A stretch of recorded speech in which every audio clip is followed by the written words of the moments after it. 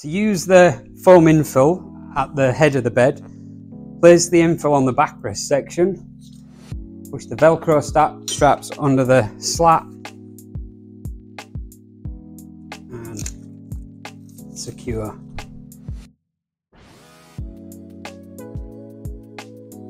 Whenever using the foam infill, make sure that the label saying top side up is facing upwards.